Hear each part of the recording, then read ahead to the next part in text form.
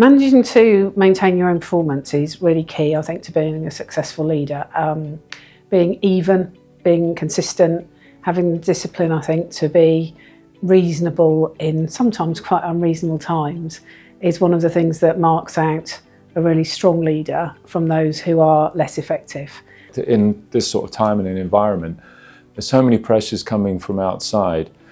And everybody has different coping mechanisms, and mine is really just to make sure I listen, understand what people's needs are, what the environment's needs are, and then try and act accordingly. There is a lot of external challenge, and I think individuals only have a certain amount of resilience. I do think delegation is very important. Share the load of what you're trying to do amongst your team and amongst your peers. I think that's really, really important.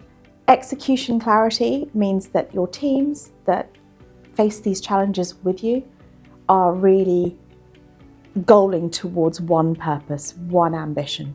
And that's really, really important in my view, because it starts to deconstruct the challenge into smaller bite-sized issues.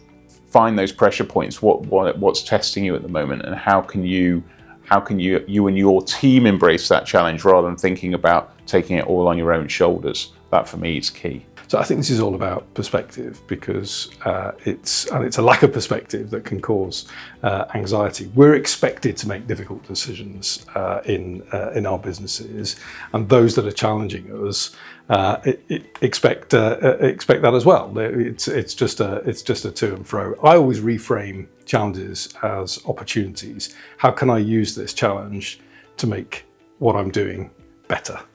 It's grace under pressure. Your sentiment as a leader is infectious. It spreads through the team. And if it is anything but optimal, real but optimal, it doesn't float well with teams, and teams start to become disengaged. Everybody's going through the same challenges. Change is constant. It's always been constant.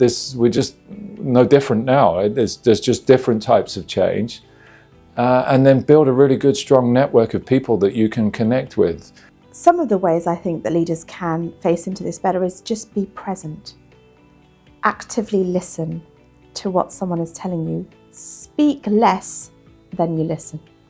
So it's essential to balance your own time and your ability to make sure that you make time for yourself, that you make time to think, and you don't just get swept away with the busyness of the role and how overwhelming it can feel at times.